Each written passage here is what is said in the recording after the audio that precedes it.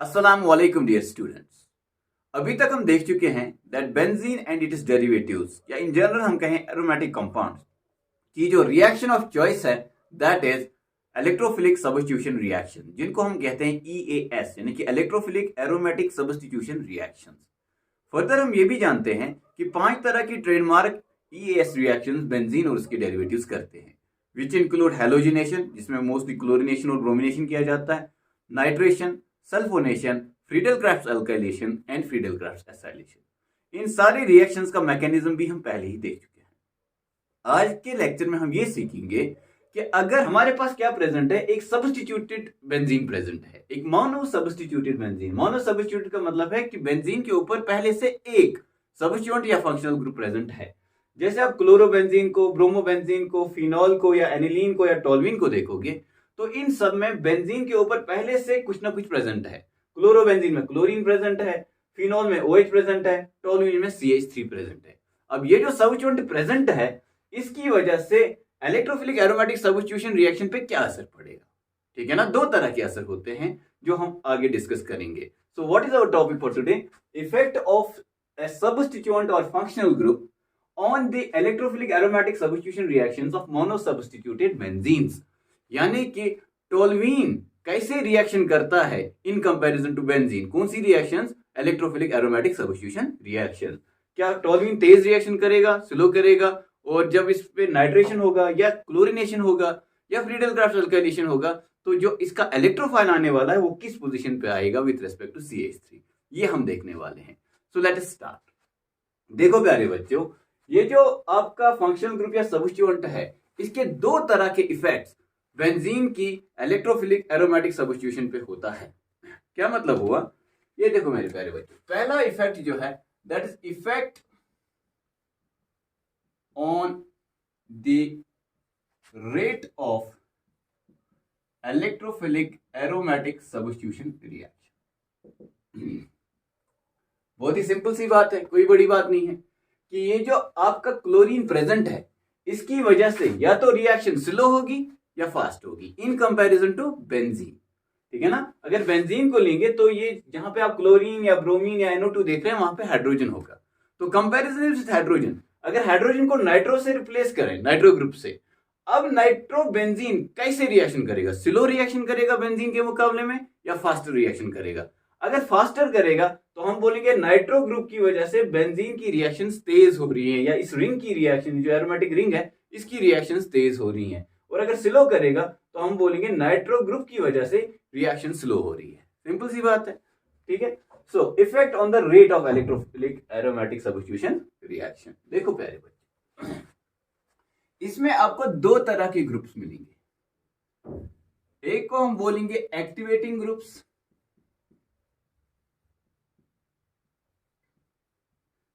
Ring activating, benzene activating, activating groups, और दूसरे को बोलेंगे डीएक्टिवेटिंग ग्रुप्स।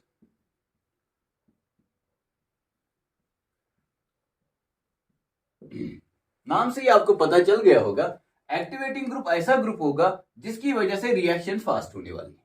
और जब भी मैं रिएक्शन बोलूंगा इस लेक्चर में, ये कौन सी रिएक्शन है? ये सिंपली है electrophilic substitution reaction of aromatic compound, जिनको हम EAS रिएक्शन बोलते हैं। अगर डीएक्टिवेटिंग नाम से आपको समझ नहीं आया तो फिर अब समझ लीजिए कि डीएक्टिवेटिंग का मतलब क्या है। क्या समझ रहे हो आप इस वर्ड से, डीएक्टिवेटिंग से? कि एक्टिविटी को कम कर रहा है। एक्टिविटी को कम कर रहा है का मतलब है रेट ऑफ रिएक्शन को स्लो कर रहा है, ठीक है ना। सो डीएक्टिवेटिंग ग्रुप्स वो ग्रुप्स होंगे जिसके प्रेजेंट होने की वजह से आपके रिंग की रिएक्शंस स्लो डाउन हो जाएंगी। आपका जो बेंजीन रिंग है, फॉर एग्जांपल नाइट्रो ग्रुप है, नाइट्रो ग्रुप डीएक्टिवेटिंग ग्रुप है, ये मान के चलते हैं, आगे देखेंगे एक्टिवेटिंग है कि deactivating. Nitro group for example deactivating group है। अगर ये डीएक्टिवेटिंग ग्रुप है इसका मतलब है नाइट्रोबेंजीन की रिएक्शन बेंजीन से स्लो होंगी, ठीक है ना। तो एक्टिवेटिंग ग्रुप्स का मतलब हो गया ग्रुप्स दैट, ये एटम भी हो सकता है, जरूरी नहीं ग्रुप हो, groups that increase the rate of electrophilic aromatic substitution reactions.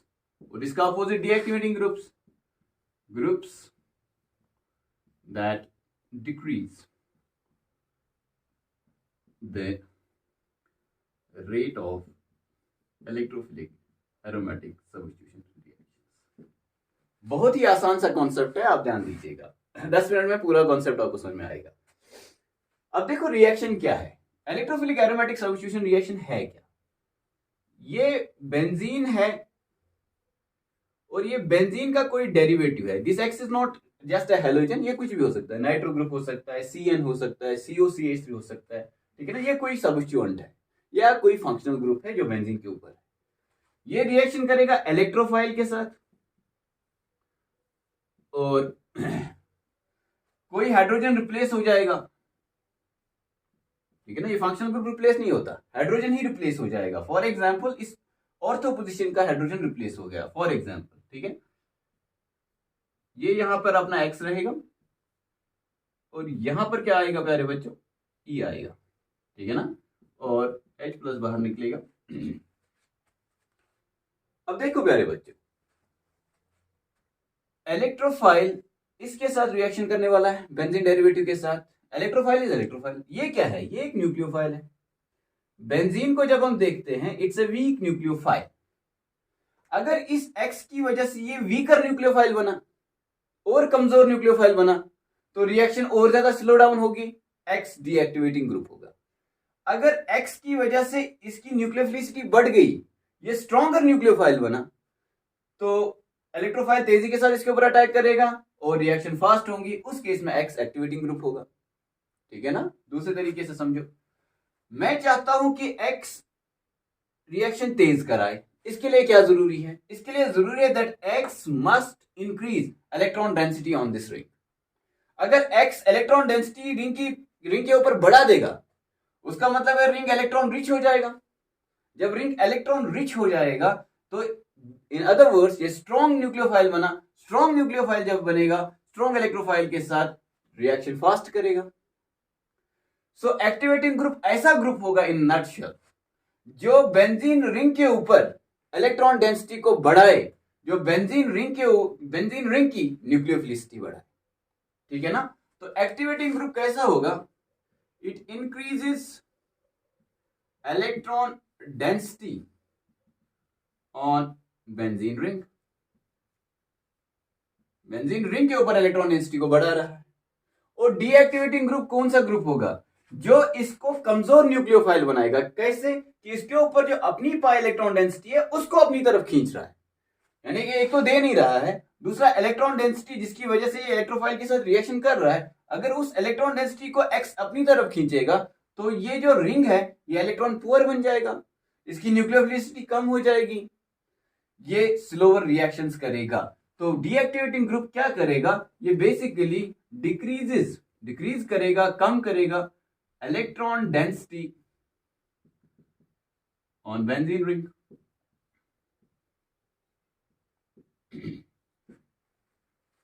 Simple सी बात है, ठीक है। अभी तक हमने क्या सीखा कि अगर एक मोनो सब्स्टिट्यूटेड बेंजीन प्रेजेंट है तो रिएक्शन या तो स्लोअर देन बेंजीन होगी या फास्टर देन बेंजीन होगी।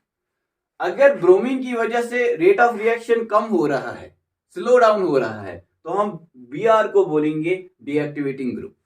अगर OH की वजह से रेट ऑफ रिएक्शन तेज हो रहा है तो हम OH को बोलेंगे एक्टिवेटिंग ग्रुप। सो एक्टिवेटिंग ग्रुप वो ग्रुप है जो EAS रिएक्शंस को तेज करता है। क्यों तेज करता है, क्योंकि वो बेंजीन रिंग की न्यूक्लियोफिलिसिटी बढ़ाता है, बेंजीन रिंग के ऊपर इलेक्ट्रॉन डेंसिटी को बढ़ाता है। डीएक्टिवेटिंग ग्रुप ऐसा ग्रुप होगा जो रेट ऑफ रिएक्शन, कौन सी reactions, electrophilic substitution reactions of benzene and its derivatives, जो ES रिएक्शंस की रेट को स्लो डाउन करेगा, वो डीएक्टिवेटिंग ग्रुप होगा। क्यों स्लो डाउन करेगा, क्योंकि ये बेंजीन रिंग के ऊपर इलेक्ट्रॉन डेंसिटी को कम करेगा, ठीक है ना। जब कम करेगा, इसकी न्यूक्लियोफिलिसिटी कम होगी, ऑब्वियसली इसकी रिएक्शन इलेक्ट्रोफाइल के साथ स्लो डाउन हो जाएगी। तो ये बेसिक बात होगी, ठीक है ना।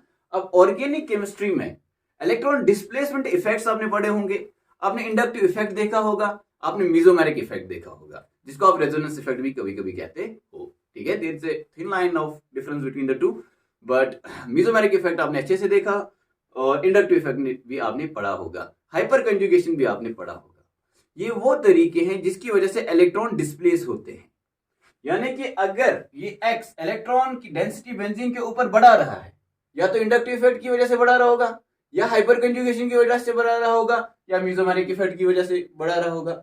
अगर एक्स बेंजीन के ऊपर इलेक्ट्रॉन डेंसिटी को कम कर रहा है, यानी कि डीएक्टिवेटिंग है, तो कैसे कम कर रहा होगा? या तो इंडक्टिव इफेक्ट की वजह से कम कर रहा होगा, इलेक्ट्रॉन सिग्मा इलेक्ट्रॉन्स को खींच रहा अपनी तरफ, या पाई इलेक्ट्रॉन्स को अपनी तरफ खींच रहा होगा, या फिर रिवर्स हाइपर कंजुगेशन जैसा कुछ कर रहा होगा। मोस्टली इंडक्टिव इफेक्ट और मेसोमेरिक इफेक्ट आपको पता होने चाहिए if you fully want to understand the concept. अगर वो आपको पता नहीं है देन फिर आप सिर्फ रिजल्ट जो हम निकालने वाले हैं उनको याद रखेंगे, लेकिन कोशिश करें कि इंडक्टिव और मेसोमेरिक इफेक्ट पहले आप पढ़ें, उसके बाद इस टॉपिक को पढ़ें, ठीक है ना? तो लेट्स मूव। अब आप देखो प्यारे बच्चों, दो तरीकों से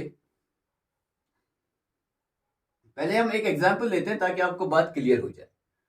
ये बेंजीन है जहां इधर हाइड्रोजन है, ये जो आपका है ये टोल्यूइन है जहां ये CH3 है, यानी कि मिथाइल ग्रुप है सब्स्टिट्यूएंट। और एक लेते हैं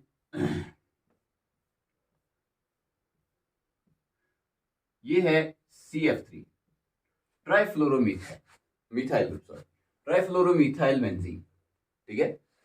तो इन तीनों में जब हम नाइट्रेशन रिएक्शन करते हैं, बात समझना, नाइट्रेशन रिएक्शन करते हैं यानी कि we treat them with concentrated nitric acid and sulphuric acid, तो इसकी रेट ऑफ रिएक्शन को हम रेफरेंस लेते हैं 1 बोलते हैं, ठीक है ना? कि ये किसी रेट से रिएक्शन कर रहा है। देखा गया that this methyl group increases the rate of reaction by a factor of 23, यानी कि अगर इसका रेट कांस्टेंट K है, इसका रेट कांस्टेंट 23 K है।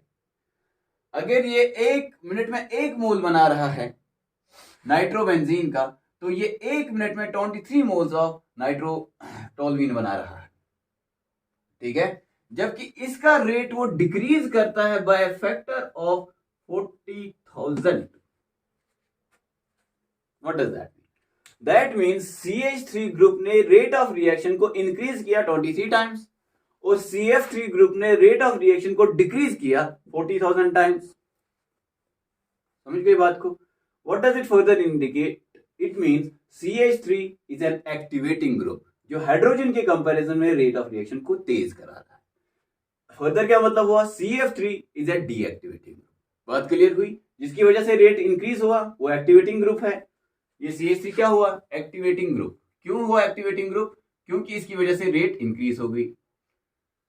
CF3 क्या हुआ? ये डीएक्टिवेटिंग ग्रुप हुआ। क्यों डीएक्टिवेटिंग ग्रुप हुआ? क्योंकि इसकी वजह से rate of reaction slow down, ठीक है? ये पहली बात।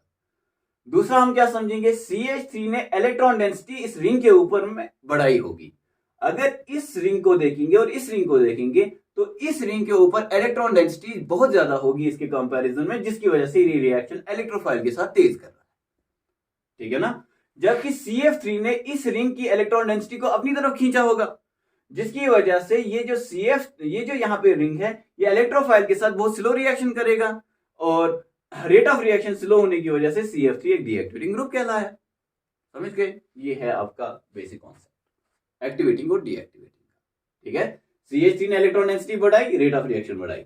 CF3 ने इलेक्ट्रॉन डेंसिटी कम की, रेट ऑफ रिएक्शन कम की, ठीक है ना? इसने इलेक्ट्रॉन्स बेंजीन रिंग की तरफ जो है वो डिलोकलाइज किए। इसने इलेक्ट्रॉन डेंसिटी जो बेंजीन की अपनी ऑलरेडी प्रेजेंट है उसको अपनी तरफ खींचा और इसको इलेक्ट्रॉन पुअर बनाया इन कंपैरिजन टू बेंजीन। ये होगी बात। अब देखो, अगर कोई ग्रुप ऐसा ग्रुप मान के चलते हैं कि वो दिखा रहा है -I इफेक्ट और -M इफेक्ट दोनों। -I का मतलब क्या है? वो इलेक्ट्रॉन्स को अपनी तरफ खींच रहा है, जैसे नाइट्रो ग्रुप है। नाइट्रो ग्रुप को देखो,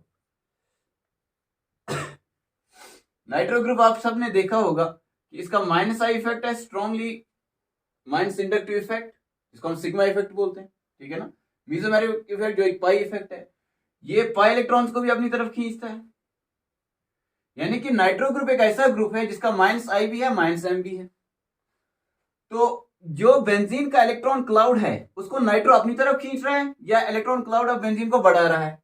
ओब्वियसली कम कर रहा है। इसका मतलब हुआ जो ग्रुप का -I या -M इफेक्ट होगा वो करेंगे डीएक्टिवेट, वो डीएक्टिवेटिंग ग्रुप्स होंगे, ठीक है ना। अगर ऐसा ग्रुप कोई होता जिसका प्लस आई इफेक्ट हो और प्लस एम इफेक्ट भी हो, फॉर एग्जाम्पल कंसिडर करते हैं for the sake of understanding कि एक ऐसा ग्रुप है जो इलेक्ट्रॉन्स दे रहा है थ्रू सिग्मा बॉन्ड्स भी, यानी कि उसका माई प्लस आई इफेक्ट है, और थ्रू पाई बॉन्ड्स भी, फॉर एग्जाम्पल इसके पास लोन पेयर है, दे रहा है, प्लस एम इफेक्ट है। तो वो सिग्मा बॉन्ड्स के थ्रू भी इस रिंग के ऊपर इलेक्ट्रॉन डेंसिटी बढ़ा रहा है, और पाई बॉन्ड्स के थ्रू भी इलेक्ट्रॉन डेंसिटी रिंग के ऊपर बढ़ा रहा है, इसको स्ट्रॉन्गर न्यूक्लियोफाइल बना रहा है। तो इसको हम मान के चलेंगे ये क्या होगा, ये एक एक्टिवेटिंग ग्रुप होगा,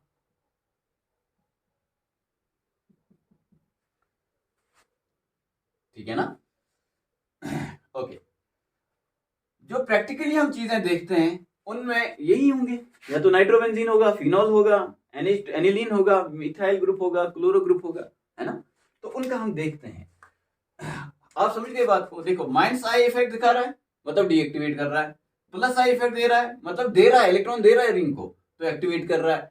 अगर माइनस एम इफेक्ट दिखा रहा है तो इलेक्ट्रॉन को अपनी तरफ खींच रहा है तो डीएक्टिवेट कर रहा है। और अगर प्लस एम इफेक्ट दिखा रहा है यानी कि इलेक्ट्रॉन दे रहा है रिंग को, अपने इलेक्ट्रॉन डिलोकलाइज कर रहा है रिंग की तरफ, तो एक्टिवेट कर रहा है, ठीक है ना। इसी तरह हाइपर कंजुगेशन भी है।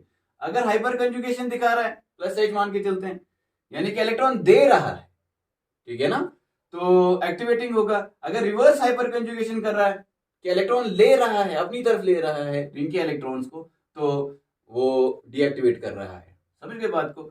सो क्यों कर रहा है कोई ग्रुप एक्टिवेट या deactivate, is because of its electron displacement effect, is because of its mesomerism, is because of its inductive effect, is because of its hyperconjugation। जैसे मिथाइल ग्रुप हमें पता है ये हाइपर कंजुगेशन दिखाएगा, जैसे OH हमें पता है कि oxygen is highly electronegative, minus I दिखाएगा, लेकिन ऑक्सीजन के पास लून पेयर भी है तो ये प्लस एम भी दिखा सकता है, ठीक है ना। तो चलो देखते हैं अब हमें सीखना क्या है, फाइनली याद क्या रखना है।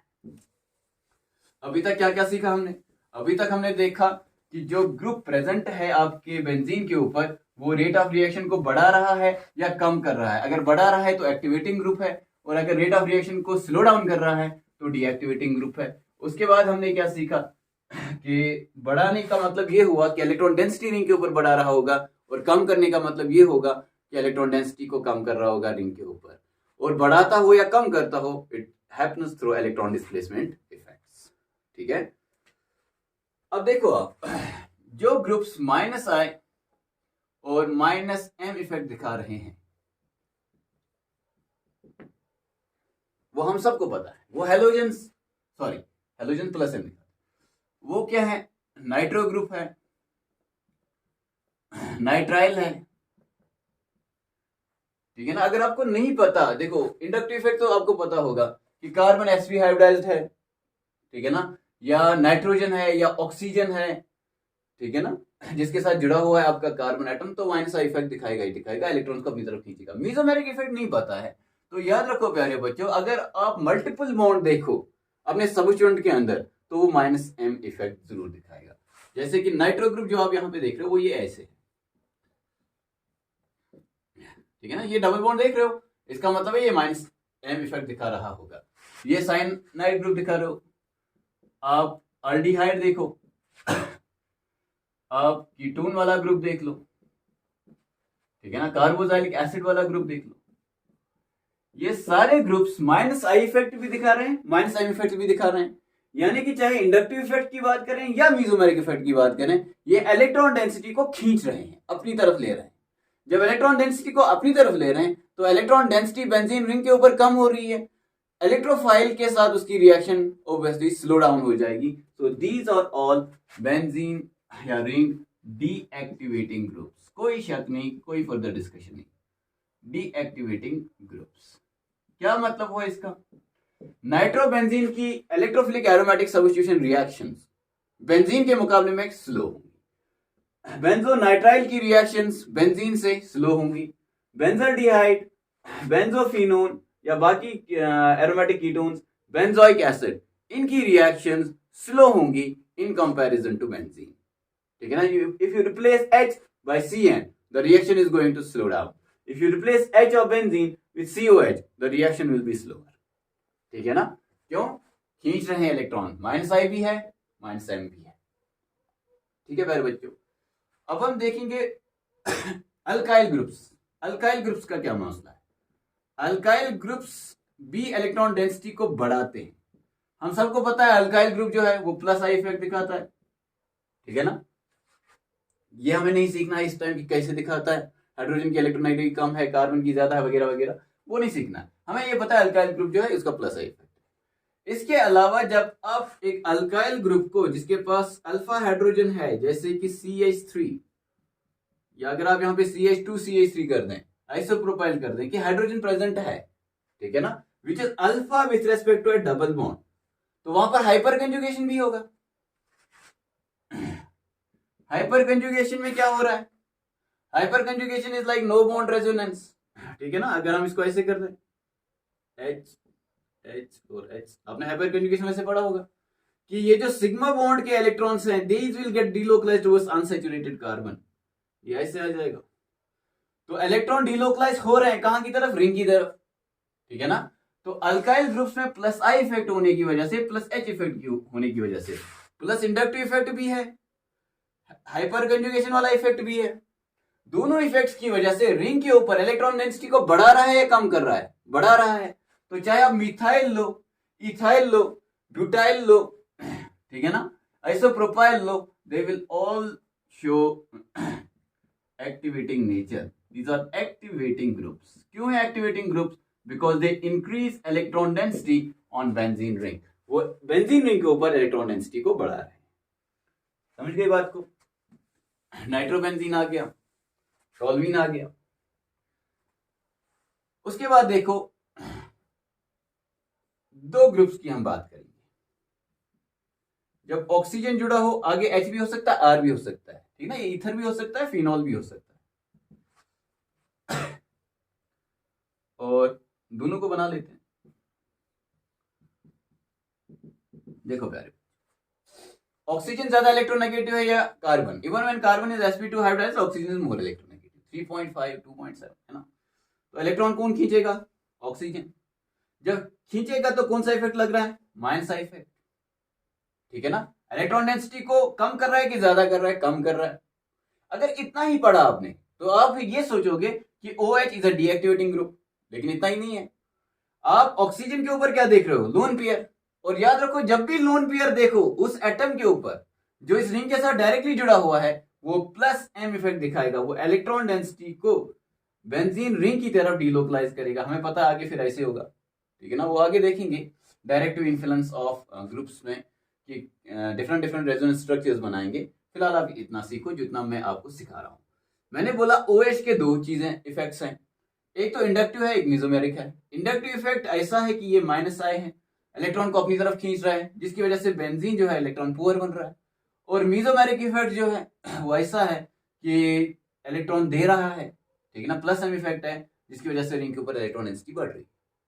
अब यहां पर आप डायरेक्टली फैसला नहीं कर सकते. यहां पर डायरेक्ट फैसला है कि इंडक्टिव से भी खींच रहा है और मेसोमेरिक से भी खींच रहा है, देयरफॉर स्लो होगी रिएक्शन.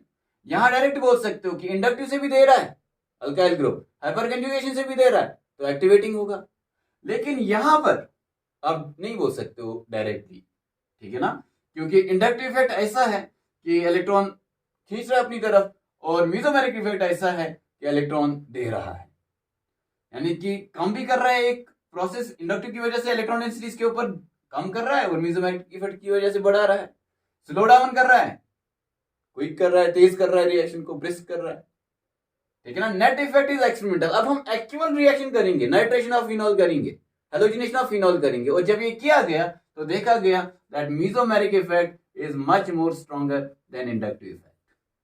कि मेसोमेरिक इफेक्ट इस केस में बहुत स्ट्रॉन्ग है इंडक्टिव इफेक्ट से. देयरफॉर आपका जो मेसोमेरिक इफेक्ट डोमिनेट होने की वजह से डोमिनेट कर रहा है, देयरफॉर आपके रिंग के ऊपर इलेक्ट्रॉन डेंसिटी बढ़ रही है. देयरफॉर अगर आप OH की बात करें, OR की बात करें, इलेक्ट्रॉन डेंसिटी देगा plus M effect, electron density लेगा माइनस आई इफेक्ट. फिर से mesomeric effect stronger than inductive effect. These are both activating groups. इनसे भी ज्यादा एक्टिवेटिंग ग्रुप कौन है? एमाइंस। ठीक है ना।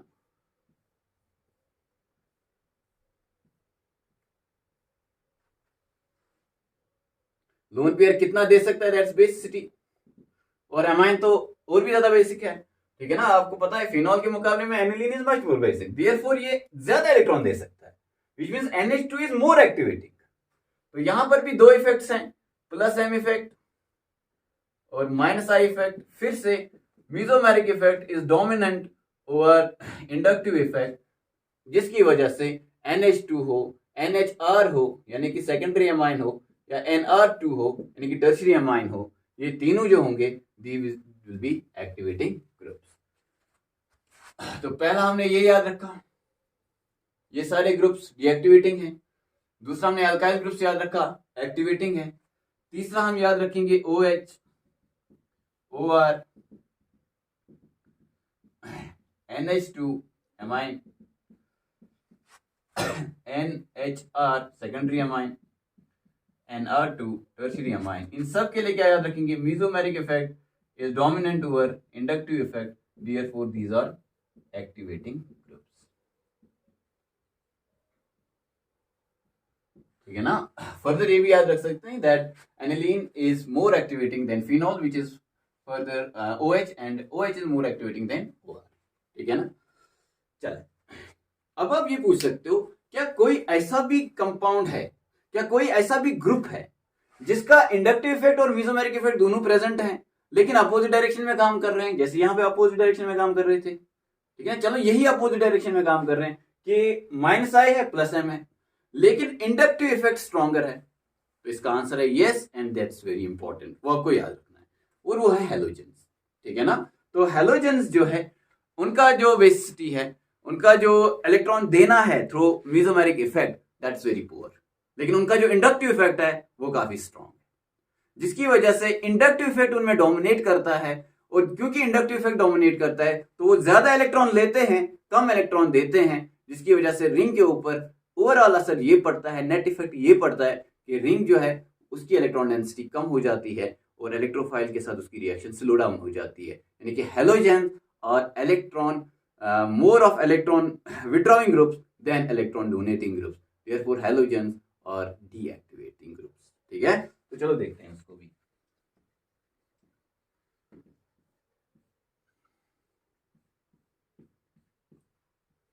For example chlorine. अब सबको पता होना चाहिए कि इनका जो देने का क्षमता होता है थ्रू मीजोमेरिक इफेक्ट वो बहुत कम होता है इन कंपैरिजन टू OH और NH2। तो ये प्लस M इफेक्ट दिखाएंगे जिसकी वजह से रिंग के ऊपर इलेक्ट्रॉन डेंसिटी बढ़ेगी, लेकिन माइनस I भी दिखाएंगे जिसकी वजह से इलेक्ट्रॉन डेंसिटी कम होगी।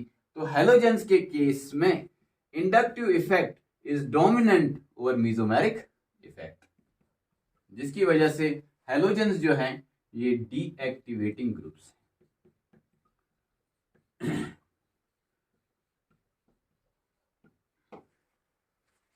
ठीक है, दीज आर डीएक्टिवेटिंग ग्रुप्स। तो अब समरी लिखते हैं यहां पे।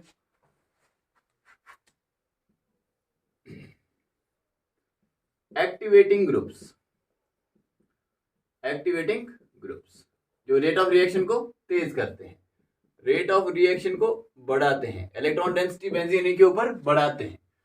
तो these are NH2, NHR, NR2, फिर OH, उसके बाद OR और उसके बाद alkyl groups R। These are activating groups. साथ साथ में ही डीएक्टिवेटिंग ग्रुप्स लिख लेते हैं। Deactivating groups,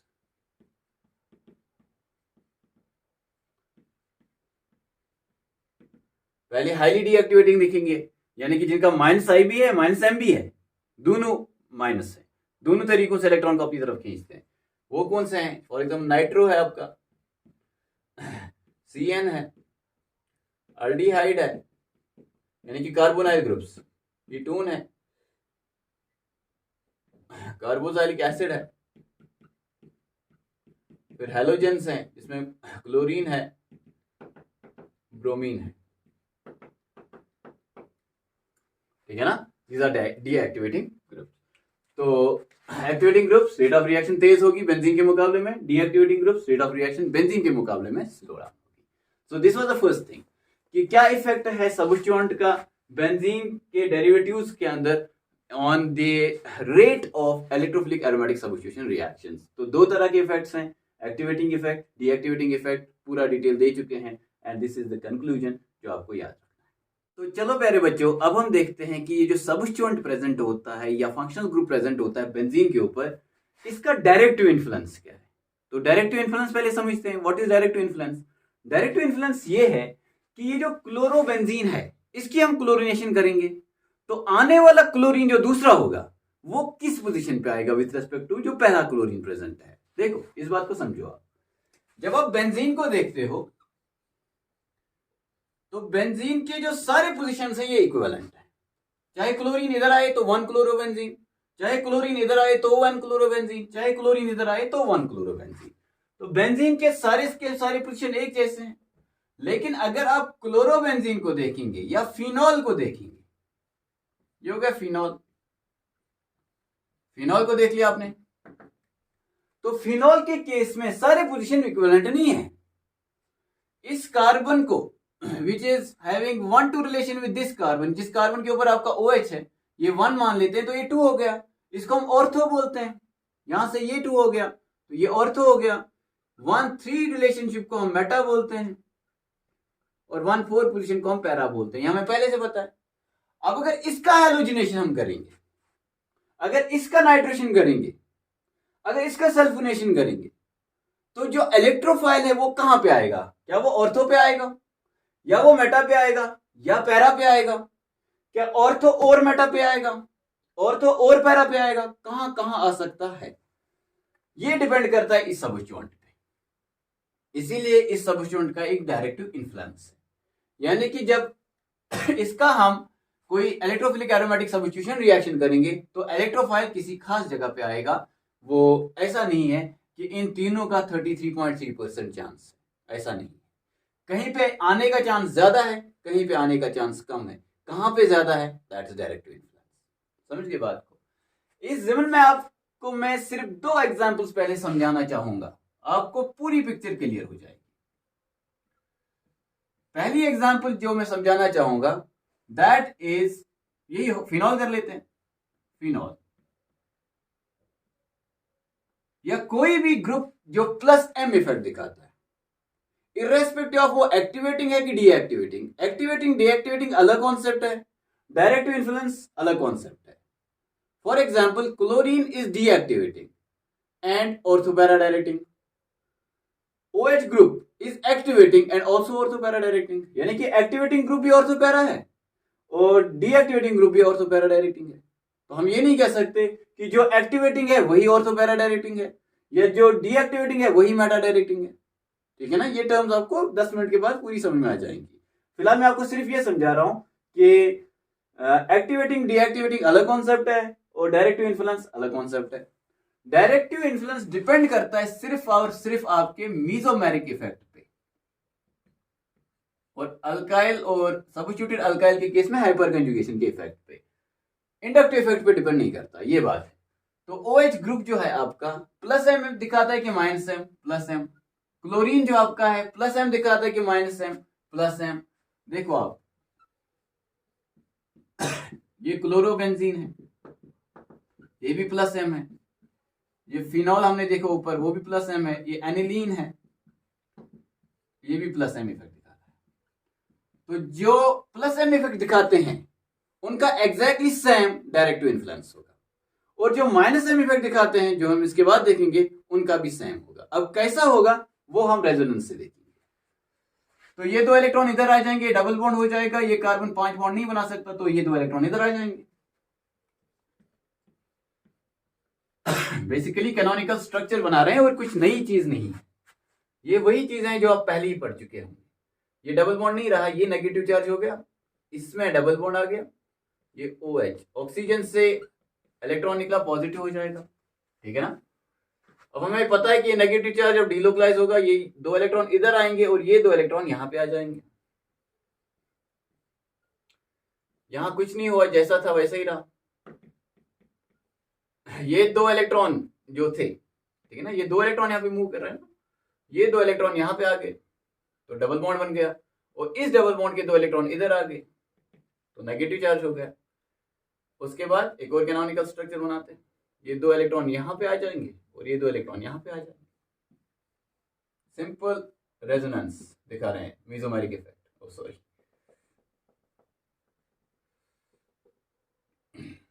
double bond OH positive, ये यहाँ पे नेगेटिव चार्ज, और ये 2 इलेक्ट्रॉन इधर आ गए तो डबल बॉन्ड, और ये यहाँ पे डबल बॉन्ड, ठीक है। फिर से ये इधर आ जाएगा, ये इधर आ जाएगा। इसमें जो बनने वाला है वो पहले से डिफरेंट है। पहले वाले में जहाँ पे सिंगल बॉन्ड है यहाँ पे उधर डबल बॉन्ड है, जैसे इधर डबल बॉन्ड है यहाँ पे सिंगल ही है, यहाँ पे ये डबल बॉन्ड बनेगा। ये फिर से OH अपना न्यूट्रल, 2 इलेक्ट्रॉन इधर आ गए, न्यूट्रलाइज हो गए, सिंगल बॉन्ड आ गया, ये इलेक्ट्रॉन इधर है, ये इलेक्ट्रॉन इधर है। अब मैं आपको कॉन्सेंट्रेट कराना चाहूंगा ऑर्थो और पैरा पोजीशंस पे विथ रेस्पेक्ट टू OH। बोलो भाई, ऑर्थो किसी पोजीशन पे कोई चार्ज है? Answer is no. किस पोजीशन पे चार्ज है? तो आप बोलोगे ऑर्थो पोजीशन पे नेगेटिव चार्ज। यहां पर this is ortho, this is meta, this is para, तो आप बोलोगे पैरा पोजीशन पे नेगेटिव चार्ज है। यहां पर दिस इज ऑर्थो, तो ऑर्थो पोजीशन पे नेगेटिव चार्ज है, यहां पर भी कोई चार्ज नहीं। मैं कहूंगा इसका हाइब्रिड स्ट्रक्चर बना लो, तो क्या बना पाओगे? आंसर इज बिल्कुल बना पाएंगे। हम बॉन्डिंग में सीख चुके हैं, हम GOC में सीख चुके हैं। तो फिर से देखो एक बार, पहले तो ये 6 इलेक्ट्रॉन्स डीलोकलाइज हैं। अब एक इंपॉर्टेंट बात, OH में ये वाला बॉन्ड का डबल बॉन्ड कैरेक्टर होता है, इसी तरह क्लोरोबेंजीन में, क्योंकि इसमें भी प्लस M है, तो ये सिंगल बॉन्ड नहीं होता। ये बॉन्ड उतना आसान नहीं तोड़ना है जितना ये बॉन्ड तोड़ना है, CH3Cl। यहां पर मत मेसोमेरिक इफेक्ट है, तो ये सिंगल बॉन्ड है, तोड़ना आसान है, लेकिन यहां पर पार्शियल डबल बॉन्ड कैरेक्टर होता है, तोड़ना मुश्किल है, SN रिएक्शन में काम आएगा। ओके, तो यहां पर आप देख सकते हो कि इसका एक पार्शियल डबल बॉन्ड कैरेक्टर है, और ये OH ऑक्सीजन न्यूट्रल है, बाकी 3 जगहों पे ऑक्सीजन के ऊपर पॉजिटिव चार्ज है, तो डेल्टा पॉजिटिव हो गया, यानी कि ना 0 है ना +1 है, बीच में है, ठीक है ना, कहीं पे। इन दोनों का ज्यादा कंट्रीब्यूशन होगा क्योंकि ज्यादा स्टेबल है, तो +0.5 नहीं होगा, +0.5 से कम होगा, 0.2 0.15 वॉट एवर, लेकिन प्लस चार्ज होगा। अब सबसे इंपॉर्टेंट बात जो हमारे काम की बात, ऑर्थो और पैरा पोजीशन पे कहीं कहीं पे वो न्यूट्रल है, जैसे ऑर्थो न्यूट्रल है लेकिन ortho negative charge, para neutral है, पैरा नेगेटिव चार्ज। तो जहां न्यूट्रल और नेगेटिव चार्ज का मिक्स, वो कौन है? वो ऑर्थो और पैरा पोजीशन, वहां हम लिखेंगे delta negative, delta negative, delta negative. अब आप खुद फैसला करो, नाइट्रोनियम आयन अटैक कर रहा है, क्लोरोनियम आयन अटैक कर रहा है, एसाइलियम आयन अटैक कर रहा है, यानी कि इलेक्ट्रोफिलिक एरोमेटिक सब्स्टिट्यूशन रिएक्शंस में जो इलेक्ट्रोफाइल्स होते हैं वो अटैक कर रहे हैं। अगर उनको फिनॉल पे अटैक करना है, अगर उनको क्लोरोबेंजीन पे अटैक करना है, अगर उनको एनिलीन पे अटैक करना है, तो सबसे अच्छी जगह कौन है? इलेक्ट्रोफाइल को चाहिए क्या? Electron richness. तो इलेक्ट्रॉन रिचनेस उसको मेटा पोजीशन पे मिल रही है या ऑर्थो पैरा पोजीशन पे मिल रही है? आंसर इज या तो ऑर्थो पे मिल रही है या पैरा पोजीशन पे मिल रही है। तो एक कंक्लूजन सिंपली हमारे पास पहला ये आया that groups that show plus M effect वो होते हैं ऑर्थो एंड पैरा डायरेक्टिंग, ठीक है, ऑर्थो एंड पैरा डायरेक्टिंग। इसको आप नोट करें, उसको हम समझने के लिए 1-2 एग्जांपल्स देखेंगे। देखो मेरे प्यारे बच्चों, एग्जांपल देख लो, क्या मतलब हो इस सब का। ये आपके पास क्लोरोबेंजीन है और आप इसका नाइट्रेशन करा रहे हैं, for example concentrated nitric acid, या इसको हेलोजिनेशन कराते हैं, हेलोजिनेशन करा लेते हैं, chlorine in presence of anhydrous AlCO3, ठीक है। अब क्लोरीन कैसा है? प्लस M इफेक्ट दिखाता है। प्लस M इफेक्ट दिखाने वाले ग्रुप्स क्या होते हैं? Ortho and para directing. इसका मतलब होगा 2 प्रोडक्ट्स बनेंगे, 2 प्रोडक्ट्स बनेंगे प्यारे बच्चों। ये आपका अपना क्लोरीन जो पहले से प्रेजेंट है। दूसरा क्लोरीन या तो ऑर्थो पे आएगा या वो पैरा पोजीशन पे आएगा, यानी कि या तो आपको ऑर्थो डाइनाइट्रोबेंजीन मिलेगा या आपको पैरा डाइनाइट्रोबेंजीन मिलेगा। इसी को हम बोलते हैं डायरेक्टिव इन्फ्लुएंस, कि क्लोरीन का प्लस एम इफेक्ट है, इसका मतलब है ये ऑर्थो पैरा डायरेक्टिंग होगा। इसमें जो दूसरा सब्स्टिट्यूशन होगा, पहले तो क्लोरीन प्रेजेंट है ऑलरेडी, दूसरा या तो ऑर्थो पोजीशन पे होगा या para position. Same is the case with OH, same is the case with aniline, same is the case with OR। ठीक है ना। अब मुझे ये पहले बताओ, रिएक्शन स्लो होगी बेंजीन से या fast? Answer is slower then benzene. Why? Because Cl is deactivating group, so reaction is slower then benzene and we get two products, ortho and para। ठीक है ना। अब दोनों कॉन्सेप्ट्स को मिला के फिनॉल का एक एग्जांपल कर लेते हैं, यानी कि effect on the rate of reaction and directive influence, दोनों चीजों को मिला के एक क्वेश्चन में आपको सिखा रहा हूं, एक एग्जांपल सिखा रहा हूं। देखो प्यारे बच्चे, अच्छे से देखें, फिनॉल का एग्जांपल लेते हैं, बहुत ही इंपॉर्टेंट, क्योंकि इसमें दोनों चीजें आपको मिलेंगी, effect on the rate of reaction as well as directive influence. ये फिनॉल है। अब मुझे पहले बताओ, ये एक्टिवेटिंग ग्रुप है कि deactivating? Activating and highly activating, क्योंकि ऑक्सीजन जो है बहुत अच्छा है इलेक्ट्रॉन देने के लिए। This is highly electron rich ring. जब हम प्रैक्टिकली ये इसका नाइट्रेशन करेंगे तो we do not need a catalyst. पहली बात ये, we do not need a catalyst.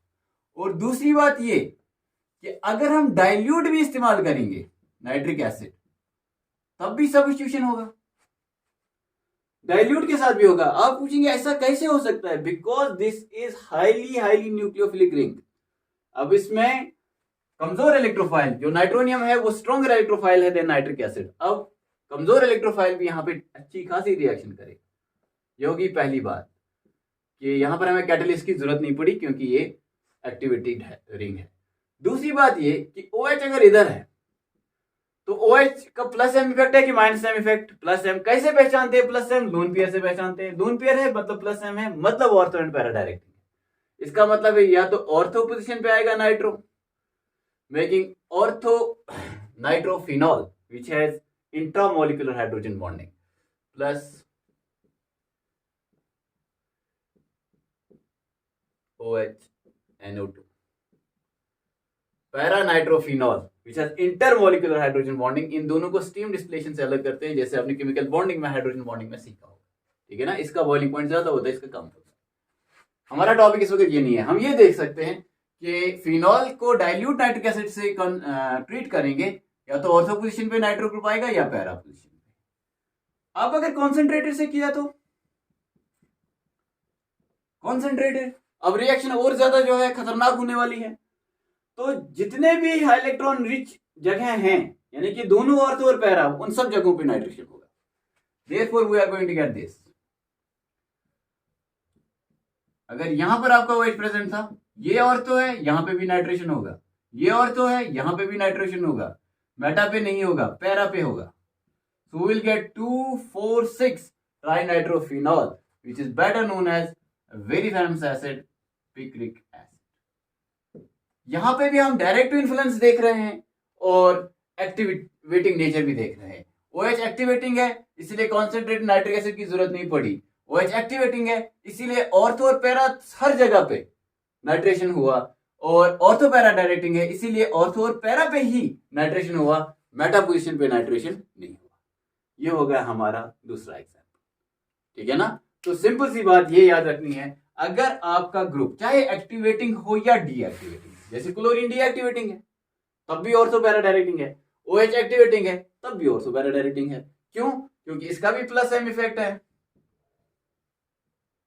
क्यों? क्योंकि इसका भी प्लस एम इफेक्ट है।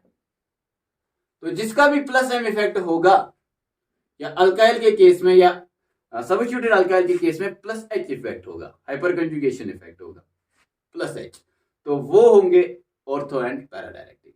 ठीक है ना। अब आपको शायद कंफ्यूजन हो रहा होगा या ये आपके मन में शंका होगी कि कैसे CH3 का ortho and para directing nature है, उसमें एक्टिवेटिंग और ऑर्थो पैरा डायरेक्टिंग दोनों सीख लो।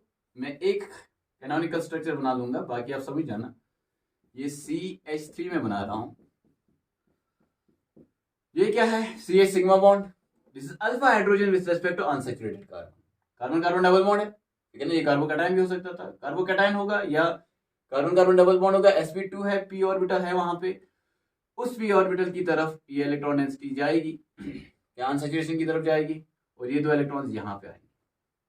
दोनों चीजें आपको समझ में आ जाएंगी। Effect on rate as well as directive nature देखो अच्छे से।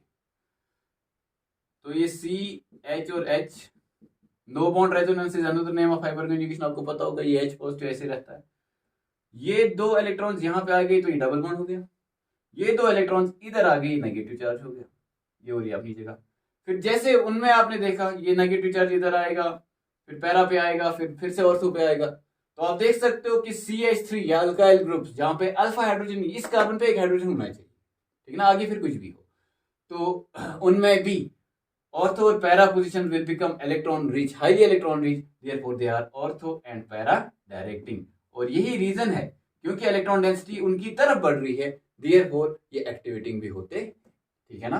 तो ये भी हो गया साथ साथ, although this is not particularly a part of your syllabus, but अगर आप ये भी जान लो तो अच्छी बात है।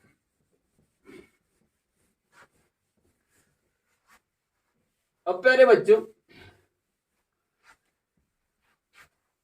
कैनोनिकल स्ट्रक्चर देखेंगे। नाइट्रोबेंजीन या साइनोबेंजीन, आपकी मर्जी, या बेंजोल्डिहाइड बेंजोइक एसिड, उन सब का, यानी कि जिसका माइनस एम इफेक्ट। सबसे पहले पहचाने कैसे, देखो इससे पहले भी मैंने आपको बोला, जब भी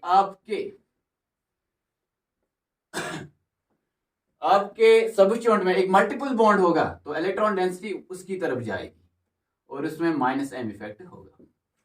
एक एग्जांपल से सीखेंगे, which is, let us take the example of benzonitrile, CN। ये हो गया बेंजोनाइट्राइल, मल्टीपल बॉन्ड दिखा, यानी इलेक्ट्रॉन वहां की तरफ जाने वाले हैं। ये दो इलेक्ट्रॉन इधर आएंगे, ये दो इलेक्ट्रॉन इधर आएंगे। हम सारे कैनोनिकल स्ट्रक्चर इसके बनाएंगे। अच्छे से देखना, इन दो पे कोई असर नहीं पड़ा। ये यहां से इलेक्ट्रॉन निकल रहे हैं तो पॉजिटिव बनेगा। In the initial case, plus M के केस में इलेक्ट्रॉन यहां आ रहे थे तो नेगेटिव बन रहा था, अब यहां से जा रहे हैं तो पॉजिटिव बनेगा। अब इसका फिर से डबल बॉन्ड कैरेक्टर आ जाएगा, C। अब ये ट्रिपल से डबल हो जाएगा क्योंकि इलेक्ट्रॉन नाइट्रोजन के ऊपर जा रहे हैं, एक लोन पेयर इसके पास ऑलरेडी प्रेजेंट था, तो ये नेगेटिव बनेगा, ठीक है ना। कार्बन न्यूट्रल रहेगा क्योंकि इलेक्ट्रॉन इसकी तरफ आ भी रहे हैं, यहां से जा भी रहे हैं, तो इस पे नेट इफेक्ट 0 है। अब यहां पर आ गया, ये इसके साथ कंजुगेशन में होगा, देयरफॉर डीलोकलाइजेशन हो जाएगा।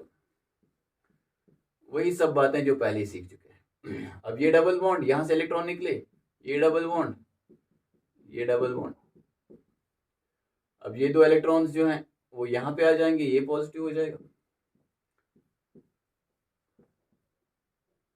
ये डबल बॉन्ड, ये डबल बॉन्ड, ये C डबल बॉन्ड N, और ये पॉजिटिव चार्ज। अब ये दो इलेक्ट्रॉन वापस इधर, ये दो इलेक्ट्रॉन यहां पे।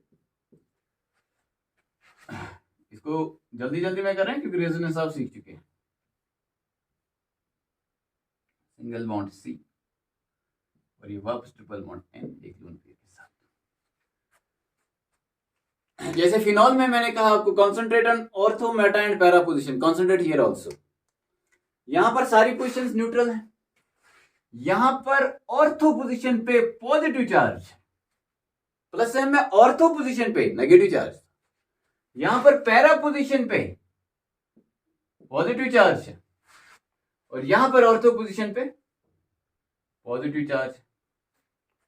इसका मतलब है जो भी हो रहा है, चाहे प्लस एम हो माइनस एम हो, चाहे आपका ऑर्थो पैरा डायरेक्टिंग हो या मेटा डायरेक्टिंग हो, जो भी हो रहा है ऑर्थो और पैरा पे हो रहा है। सिर्फ ये याद रखना है, प्लस एम होगा तो ऑर्थो और पैरा पे इलेक्ट्रॉन डेंसिटी बढ़ेगी, माइनस एम होगा तो ऑर्थो और पैरा पे इलेक्ट्रॉन डेंसिटी कम होगी, बस इतना है। अगर इसका हाइब्रिड स्ट्रक्चर बनाना चाहेंगे हम तो चलो बना लेते हैं।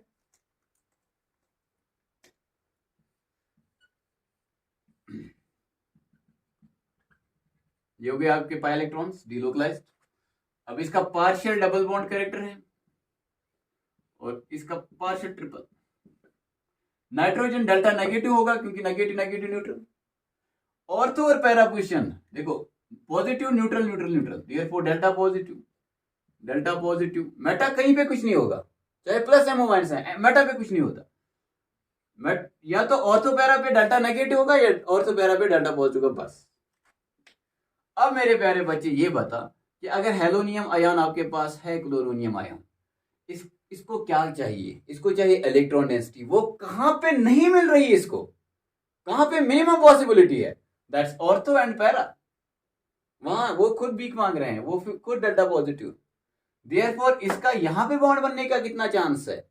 नेग्लिजिबल। फिर कहां पे रिंग में बॉन्ड बन सकता है? बोलो मेटा पोजीशन पे ही सिर्फ बॉन्ड बन सकता है, ठीक है ना? तो जो भी आपका इलेक्ट्रोफाइल आएगा इस केस में वो मेटा पोजीशन पे आएगा। तो हमारा कंक्लूजन क्या बना प्यारे बच्चों? चलो लिखते हैं। ग्रुप्स शोइंग -m इफेक्ट और -h इफेक्ट, जैसे CF3 CCl3, उनमें रिवर्स हाइपर कंजुगेशन होता है, वो भी मेटा डायरेक्टिंग। -m इफेक्ट और मेटा डायरेक्टिंग। दो एग्जांपल्स देखेंगे बात को समझने के लिए। इसी को लेते हैं, benzonitrile plus chlorine in presence of anhydrous AlCl3, chlorination होगा किस पोजीशन पे होगा? मेटा पोजीशन पे होगा। ये आपका CN है, तो CN इज मेटा डायरेक्टिंग, तो आपका क्लोरीन जो है वो मेटा पोजीशन पे है। बेंजल्डिहाइड लेते, बेंजाइक एसिड भी ले सकते हो, बेंजोफिनोन भी ले सकते, सॉरी एस्ट्रोफिनोन ले सकते हो, ठीक है। इसका हम कर रहे हैं nitration, concentrated nitric acid in presence of concentrated sulphuric acid CHO। CHO कैसा है? Like this, C double bond O single bond H, CHO। तो क्या दिखा आपको? Multiple bond, therefore -m effect, therefore Meta directing. Reaction slow और fast, slow क्यों? क्योंकि CHO जो है ये -I भी दिखाता है -m भी दिखाता है। CN जो है -I भी दिखाता है -m भी, रिएक्शन स्लो होगी, ठीक है ना? दोनों रिएक्शन स्लो होंगी और दोनों में मेटा डायरेक्टिंग है। CHO अपना ये हो गया ऑर्थो पोजीशन, ये हो गया मेटा पोजीशन, और क्या आएगा यहाँ पे? Nitro. So you will get meta nitro benzaldehyde, you will get meta chloro benzonitrile, ठीक है, ये जिसको बेंजीन कार्बोल्डिहाइड भी हम बोलते हैं। So that is the directive influence. इसका भी एक कंक्लूजन बनाते हैं जल्दी जल्दी से एक डब्बे में। ये देखो प्यारे बच्चों, कंक्लूजन बॉक्स। पहला, ortho and para directing, ortho and para directing. ये कौन कौन से होते हैं? ये होते हैं +m इफेक्ट दिखाते जो है, और वो कौन है? वो हेलोजेंस हैं, जैसे कि क्लोरीन, ब्रोमीन, OH है, NH2 है, फिर OR है, सेकेंडरी अमाइन है, टर्शियरी अमाइन है, या फिर +H इफेक्ट दिखाते हैं हाइपर कंजुगेशन में, वो क्या है? वो R है विथ अल्फा हाइड्रोजन। दूसरा वाला क्या है प्यारे बच्चों? दूसरा वाला है मेटा डायरेक्टिंग,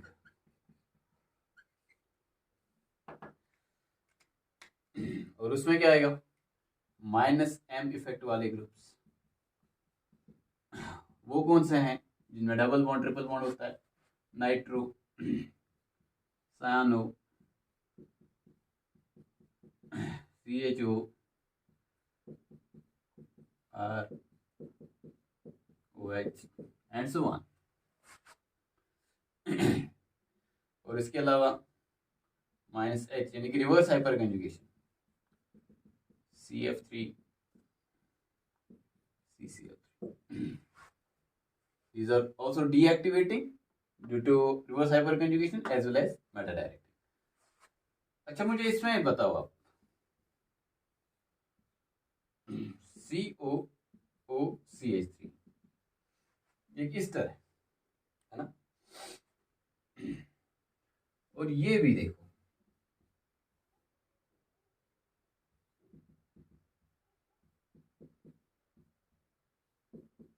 ये देखो, ये पूछ रहा हूं आपसे। अब मुझे बताओ प्यारे बच्चों, ये एक्टिवेटिंग होगा या डीएक्टिवेटिंग, ये एक्टिवेटिंग होगा कि डीएक्टिवेटिंग, क्या देखना है, ठीक है ना। ये भी आपको इस तरह जैसा दिख रहा है RCOOR, ये भी RCOOR, यहां से RCOR और ये यहां से RCO। देखना क्या है, आपको देखना है बेंजीन रिंग के साथ जो कार्बन जुड़ा है वो कैसा, या बेंजीन रिंग के साथ जो एटम जुड़ा है वो कैसा है। अगर उसमें मल्टीपल बॉन्ड है, जैसे C डबल बॉन्ड वो है, तो माइनस आई इफेक्ट तो इसका होगा ही होगा। अच्छे से देखो होगा कि नहीं, C डबल बॉन्ड वो है, फिर यहां से भी वो है, तो माइनस आई इफेक्ट।